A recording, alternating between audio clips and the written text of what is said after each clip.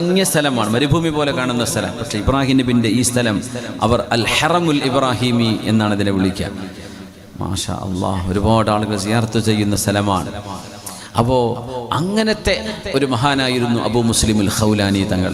യമനിൽ അസ്വദുൽ അനസി എന്ന് പറയുന്ന കള്ളപ്രവാചകൻ, അന്നത്തെ മഹാപണ്ഡിതനായിരുന്ന അബൂ മുസ്ലിമുൽ ഖൗലാനി തങ്ങളെ തീയിലേക്ക് എറിഞ്ഞിട്ടുണ്ട്.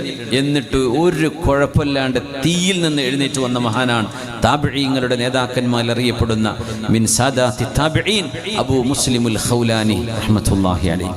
അവരെ ഹബീബിനെ കാണാൻ പിന്നെ നേരെ മദീന, തങ്ങൾ ജീവിച്ചിരിക്കുന്ന കാലത്താണ് ഈ സംഭവം നടക്കുന്നത്. പക്ഷെ അദ്ദേഹം യമനിലാണ്.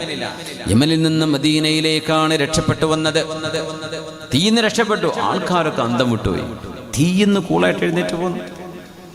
നേരെ മദീനത്തേക്കാണ് വരുന്നത്. അബൂ മുസ്ലിമുൽ ഖൗലാനി റളിയല്ലാഹു അൻഹു റഹല ഇലൽ മദീന ലിയറാ റസൂലല്ലാഹി സ്വല്ലല്ലാഹു അലൈഹി വസല്ലം ഫലമ്മാ ദഖലൽ മദീന ഇദാ സ്വഹാബതു ഖദ് ഫറഹു മിൻ ദഫ്നിഹി അലൈഹി സ്വലാത്തു വസ്സലാം. മദീനയിലേക്ക് മഹാൻ എത്തുമ്പോൾ അല്ലാഹുവിൻ്റെ ഹബീബിൻ്റെ ജനാസ മറവ് ചെയ്ത് സ്വഹാബിമാർ ജനാസ മറവ് ചെയ്ത് കഴിഞ്ഞിരിക്കുന്നു. അപ്പോഴാണ് മഹാനവറുകൾ മദീനത്തേക്ക് എത്തുന്നത്. വലിയ സങ്കടമായി പോയി. ഹബീബിനെ ഒന്ന് കാണാൻ കഴിഞ്ഞില്ലല്ലോ. അങ്ങനെ നേരെ മദീന പള്ളിയുടെ ഒരു തൂണിലേക്ക് മുഖമാക്കി ഖിബലയിലേക്ക് നിന്നിട്ട് അബൂ മുസ്ലിമുൽ ഖൗലാനി തങ്ങൾ 2 റക്അത്ത് നിസ്കരിച്ചു. വലിയ ആ തീയിന്ന് രക്ഷപ്പെട്ടു വന്ന വരവാണിത്.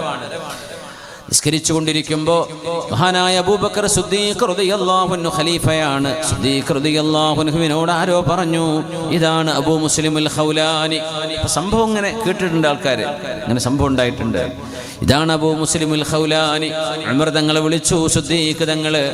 അങ്ങനെ മഹാനവറുകൾ സുന്നത്ത് നിസ്കാരം കഴിഞ്ഞ് സലാം വിട്ടാൻ കാത്തിരുന്നു അരികത്ത്. ഒന്ന് ഖലീഫത്തു റസൂലില്ല, മറ്റൊന്ന് ഹബീബിന്റെ ഖലീഫയുടെ സ്വാഹിബായ ഹബീബായ തങ്ങളുടെയും സ്വാഹിബായ ഉമർ ഇബ്നുൽ ഖത്താബ് റളിയല്ലാഹു അൻഹു. നിസ്കാരം കഴിഞ്ഞപ്പോ നിങ്ങളാണോ അബൂ മുസ്ലിമുൽ ഖൗലാനി എന്ന് പറഞ്ഞ് കെട്ടിപ്പിടിച്ച് നെറ്റിയിൽ ഉമ്മ വെച്ചുകൊണ്ടാണ് സിദ്ദീഖ് തങ്ങളും ഉമർ റളിയല്ലാഹു അൻഹും മഹാനവറുകളെ സ്വീകരിച്ചുകൊണ്ട് ഉമർ എന്നവർ പറഞ്ഞ വാക്കാണ് അൽഹംദുലില്ലാഹ് അല്ലദീ ജഅല ഫീ ഉമ്മത്തി മുഹമ്മദിൻ സ്വല്ലല്ലാഹു അലൈഹി വസല്ലം മാ ഫഅല ബി ഇബ്രാഹീം അലൈഹിസ്സലാം ഫനുജ്ജിയ മിനന്നാർ.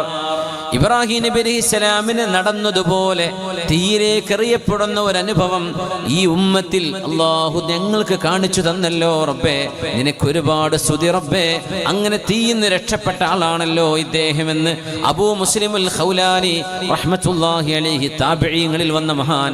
ആ മഹാനവറുകൾ ഉമർ തങ്ങൾ പരിചയപ്പെടുത്തുകയാണ്. അല്ലാഹുവേ, എത്ര വലിയ സൗഭാഗ്യമാണത്, എത്ര വലിയ അള്ളാഹിന്റെ വലിയാണവര്, എത്ര വലിയ കറാമത്താണത്. തീയിന്ന് രക്ഷപ്പെട്ടു വന്നു. വളരെ മുത്തവാത്തിറായ സംഭവമാണ്. ഹബീബിനെ കാണാൻ വേണ്ടി മദീനത്തേക്ക് വന്നതാണ്. ആ യാത്രയിലാണ് മഹാനവറുകൾക്ക് പുണ്യനബിയെ കാണാൻ കഴിയാതെ പോയത്. വന്നപ്പോഴേക്കും ഹബീബ് വഫാത്തായിരിക്കുന്നു സ്വല്ലല്ലാഹു അലൈഹി വസല്ലം. ഹബീബിനെ കാണാൻ വന്ന മറ്റൊരു കവിയുണ്ട്, അബൂ ദുഐബുൽ ഹുദലി എന്ന് പറയുന്ന കവി. മഹാനായ അല്ലാമ ഇബ്നു ഹജർ തങ്ങൾ ഇസ്വാബയിൽ ഇവരുടെ സംഭവം പറയുന്നുണ്ട്.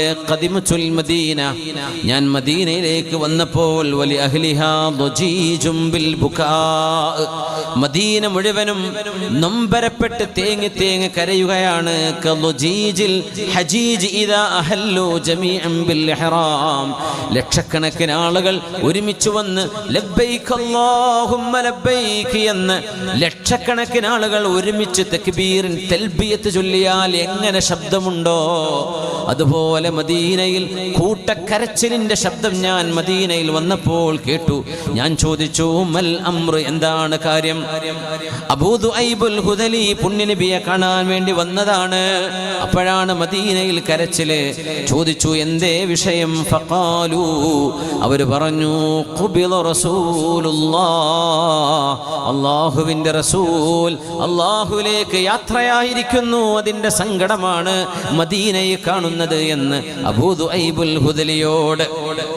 ഈ മനുഷ്യനാണെങ്കിലോ തൻ്റെ 5 ആൺമക്കളിൽ 5 പേർക്കും പ്ലാഗ് രോഗം വന്ന് 5 മക്കളും ആ വർഷം മരിച്ചു പോയിട്ടുണ്ട്.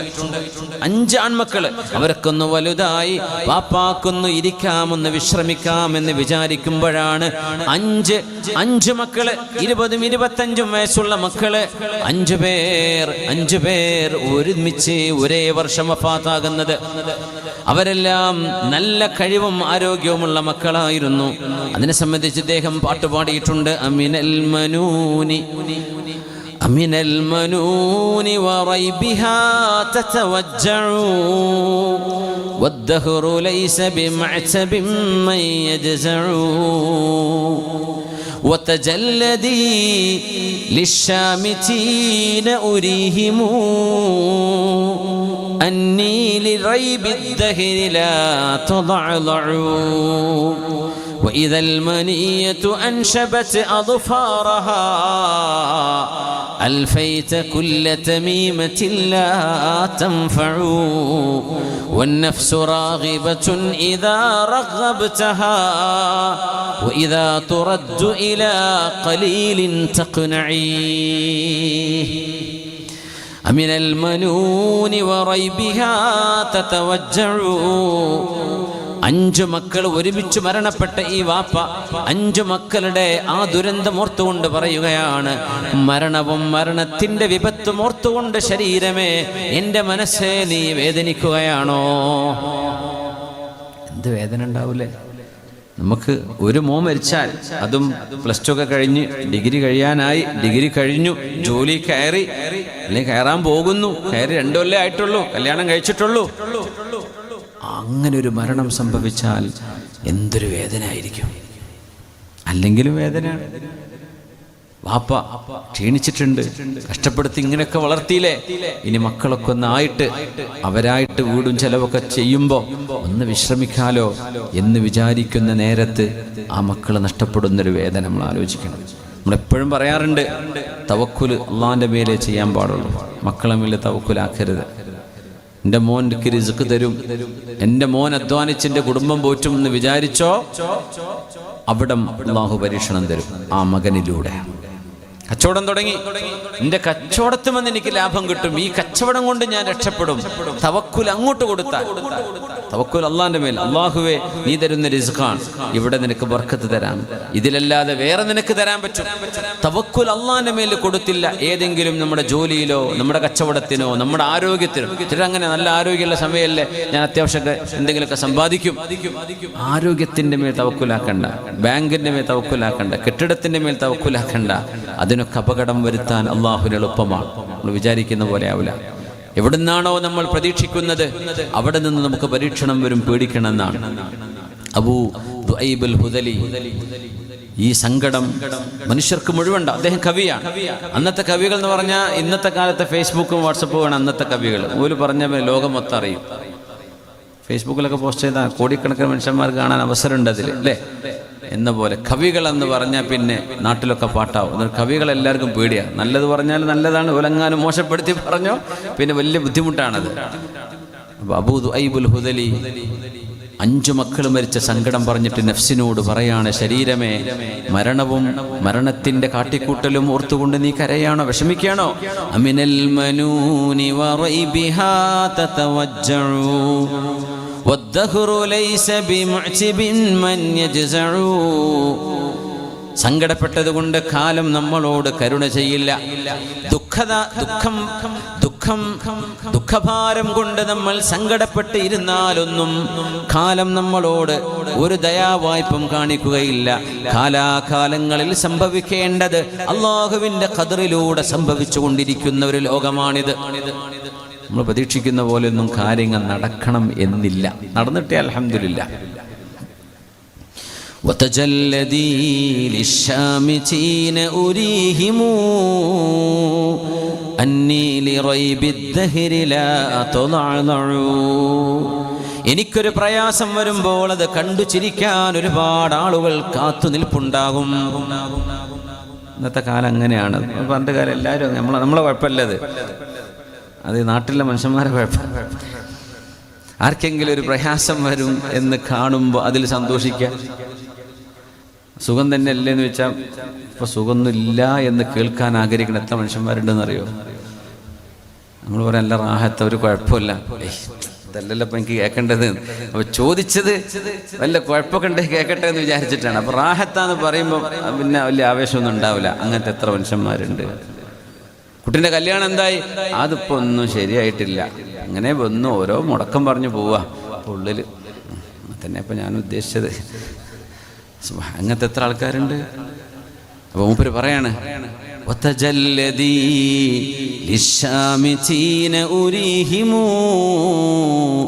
ശരീരമേ നിനക്കൊരു ദുരന്തം വന്നാൽ അതിൽ സന്തോഷിക്കാൻ കാത്തിരിക്കുന്ന എന്ന് പറയും. നബി തങ്ങൾ ദുആ ചെയ്തിട്ടുണ്ട്, റബ്ബേ ഞങ്ങൾക്കൊരു അപകടം പറ്റി ഞങ്ങളുടെ ശത്രുക്കൾ ഞങ്ങളെ കൊണ്ട് സന്തോഷിക്കുന്ന അവസ്ഥ വരുത്തരുതേ റബ്ബേ. എനിക്കൊരു ദുരന്തം വന്ന് എൻ്റെ 5 മക്കളും മരിച്ചുപോയതിൽ സന്തോഷം കൊള്ളാൻ കാത്തിരിക്കുന്നവരോട് ശരീരമേ നീ ഒന്ന് ധീരമായി പറയണം,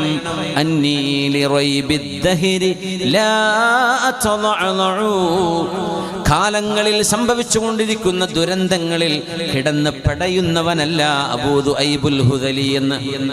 എനിക്കതൊന്നും വിഷയം. 5 മക്കൾ പോയില്ലേ, എൻ്റെ തടി ബാക്കിയുണ്ടല്ലോ, അൽഹംദുലില്ലാ, എനിക്കതൊന്നും വിഷയമല്ല. എന്നിട്ട് പറഞ്ഞൊരു വാക്കാണ്, അത് നമ്മളെപ്പോഴും ഓർക്കുന്ന മുത്തഅല്ലിമീങ്ങൾക്ക് ഓർമ്മയുള്ളൊരു വരി, വഇദൽ മനീയതു അൻശബത് അദ്ഫാറഹാ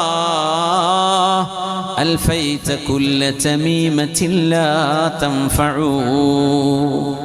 മരണത്തിൻ്റെ കൂർത്ത നഖങ്ങളെങ്ങാനും ഒരാളെ പിടിച്ചു മുറുക്കിയാൽ, ഒരു ഏലസ് കൊണ്ടും ഒരു മന്ത്രി ചൂതി കൊടുത്താലും മരണത്തെ തട്ടിമാറ്റാൻ കഴിയില്ല.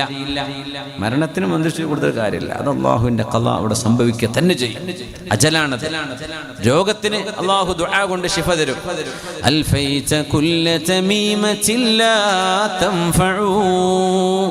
മനിയത്ത് എന്ന് പറഞ്ഞാൽ മരണമെന്നാണ്. وإذا المنية أنشبت أظفارها ألفيت كل تميمة لا تنفع. ഏലസ് എന്നാണ് തമീമത്തിന് ഏലസ് എന്ന് പറയുന്നത്. ഏലസിലെ ഖുർആൻ ഓതിയിട്ട് ദിക്റുകളും തഹസ്സുനിൻ്റെ വാക്കുകളൊക്കെ എഴുതിയിട്ട് കിട്ടുന്നത്.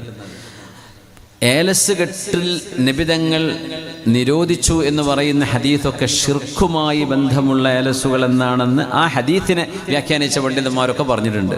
വെറുതെ അങ്ങനെ പറയാം അത് ഹറാമാണ്, അത് അങ്ങനെയാണ്, ഷിർക്കാണെന്ന് പറഞ്ഞിട്ട്. മഹാനായ സൈനുൽ ആബിദീൻ തങ്ങളുടെ ഒരു റിവായത്ത് തന്നെ ഉണ്ട്, ലാ ബഅസ ബിഹി, അത്തരം കാര്യങ്ങൾ ചെയ്യുന്നതിന് ഒരു വിരോധമല്ല. ശർഈയായ അദ്കാറുകൾ ഒരു മനുഷ്യൻ്റെ ദേഹത്ത് തഹസ്സുൻ, സുരക്ഷയ്ക്ക് വേണ്ടിയിട്ട് അള്ളാഹുവിൽ നിന്ന് രക്ഷ കിട്ടാനുള്ള സബബായിട്ട് ഒരു മുഅ്മിൻ, അള്ളാഹുവിൽ വിശ്വസിക്കുന്ന ഒരു മുഅ്മിനായ മനുഷ്യനത് ചെയ്യുന്നുള്ള ഒരു കുഴപ്പമില്ല. അങ്ങനെ ചെയ്യുന്നവർ അപ്പം പറ്റും. മറ്റേ ഹദീസിനെ കൊണ്ടുവരില്ല, തമീമത്ത് കെട്ടിയാൽ ആ തമീമത്ത് ചെയ്യുന്നവർ ഷിർക്കാ ചെയ്യുന്നത്. അത് ജാഹിലിയ കാലത്ത് ചെയ്തിരുന്ന ഒരു പണി ഉണ്ടായിരുന്നു. അവർക്കൊരു ആലസ് ഉണ്ടായിരുന്നു, അവരുടെ മന്ത്രങ്ങളും അവരുടെ ദൈവങ്ങളുടെ പേരുകൾ എഴുതിയിട്ട്. ആ പരിപാടിയെയാണ് തങ്ങൾ എതിർത്തതെന്നും ചെയ്യാൻ പാടില്ലെന്ന് പറഞ്ഞതെന്നും മഹാന്മാർ അതിനെ സംബന്ധിച്ച് വിശദീകരിച്ചിട്ടുണ്ട്. വസ്വാസം ഉണ്ടെങ്കിൽ തിരുത്താൻ വേണ്ടി പറഞ്ഞുതരാണ്. والنفس راغبة إذا رغبتها وإذا ترد إلى قليل تقنعي. നമ്മുടെ ശരീരം ഇതൊരു സ്പോഞ്ചാണ്. ആ ശരീരത്തിന് നമ്മൾ ഒരുപാട് പ്രതീക്ഷ കൊടുത്താൽ ആ ശരീരം പ്രതീക്ഷയിൽ മുന്നോട്ട് വരും. ആ ശരീരത്തിന് കുറച്ചു മതി, ഉള്ളതുകൊണ്ട് തൃപ്തിപ്പെടണം എന്ന് ശരീരത്തെ നമ്മൾ നിർബന്ധിച്ചാൽ ശരീരം അതിന് വഴങ്ങുകയും ചെയ്യും. അതുകൊണ്ട് അല്ലാഹുവേ, നീ എന്തെല്ലാം കൊണ്ടുപോയാലും ഒരുപാട് ബാക്കി വെച്ചിട്ടുണ്ടല്ലോ എന്ന് ചിന്തിച്ച് സ്വന്തം ശരീരത്തെ സമാധാനിപ്പിക്കാനാണ് ഞാൻ ശ്രമിക്കുന്നത് എന്ന് ഈ വരികളിലൂടെ അബൂ ദുഐബുൽ ഹുദലി എന്നവർ സ്വഹാബിയാവാൻ വന്നതാണ്. ഭയങ്കര സങ്കടത്തിൽ പറഞ്ഞ വാക്കുകളാണ് അദ്ദേഹം ഇത്. പുന്നാര നബിയെ ഒന്ന് കാണണം. മൻ സ്വഹിബ റസൂലല്ലാഹി സ്വല്ലല്ലാഹു അലൈഹി വസല്ലമ മുഅ്മിനൻ വലൗ ലഹ്ളതൻ, ഒരു സെക്കൻഡെങ്കിലും ഹബീബിൻ്റെ കൂടെ മുഅ്മിനായി ആ സദസ്സിലിരുന്നാൽ ഹബീബിനെ കാണാൻ പറ്റാത്ത, കണ്ണ് കാണാത്ത സ്വഹാബിമാരുണ്ട്.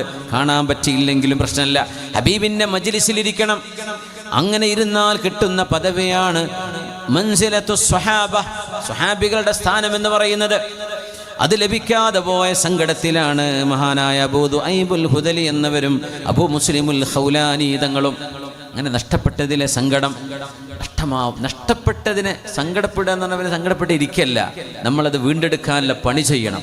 റജബിലാണ് നമ്മൾ ഇരിക്കുന്നത്, നല്ലൊരു സമയമാണ്, ചിന്തിക്കേണ്ട സമയമാണ്. ഇമാം സംആനി റഹ്മഹുല്ലാഹ് ഹദീസ് പണ്ഡിതന്മാരിൽപ്പെട്ട ഒരു മഹാനായ പണ്ഡിതൻ, മഹാനായ ഇബ്നു ഖലഫ് തങ്ങളുടെ അടുത്തേക്ക് പോയ കഥ പറയുന്നുണ്ട്. ഇബ്നു ഖലഫ് മിൻ മശാഹീരിൽ മുഹദ്ദിസീൻ, അഹ്മദ് ഇബ്നു ഖലഫ് എന്നറിയപ്പെടുന്ന മഹാപണ്ഡിതൻ ഹദീസ് പഠിക്കാൻ വേണ്ടി ചെന്നതാ. ഇബ്നു ഖലഫ് തങ്ങളുടെ അടുത്ത് ചെന്നപ്പോ ദഖൽതു നൈസാബൂർ, നൈസാബൂരിലേക്ക് ഞാനെത്തി, ഇറാനിന്റെ മേൽഭാഗം. وأنا أعدو إلى بيت أحمد بن خلف, അഹ്മദ് ബിൻ ഖലഫ് എന്ന് പറയുന്ന ഹദീസിന്റെ മഹാശൈഖ്, അയാളുടെ വീട്ടിലേക്കാണ് ഞാൻ ഓടിച്ചെല്ലുന്നത്. വഴിയിൽ ചെന്നപ്പോൾ ഒരു ശിഷ്യനെ കണ്ടു. ശിഷ്യനോട് ഞാൻ പറഞ്ഞു, ഉസ്താദ് ഇവിടെ. ഫഅതബനി, ശിഷ്യൻ പറഞ്ഞു, ഇപ്പോഴാണ് നമുക്ക് വരാൻ തോന്നിയത്? ഇതുവരെ നിങ്ങൾ എവിടെയായിരുന്നു? എന്നെ കുറെ ചീത്ത പറഞ്ഞു. ഇത് പറഞ്ഞു, തആൽ ഉത്ഇമുക അവല, ഞാൻ ഭക്ഷണം തരാം, അങ്ങോട്ട് വരും, ആദ്യം ഭക്ഷണം കഴിക്കട്ടെ, എന്നിട്ട് ഉസ്താദിനെ കാണാം. അത് ഞാൻ പറഞ്ഞാൽ ഇപ്പോഴാണോ വരുന്നത് എന്നോട് ചീത്ത പറഞ്ഞു. എനിക്ക് ഭക്ഷണം തന്നു. അങ്ങനെ ഫഖദ്ദമ തുആമൻ വഅകൽനാ, ഭക്ഷണമൊക്കെ കഴിച്ചു. എന്നിട്ട് അഹ്മദ് ബിൻ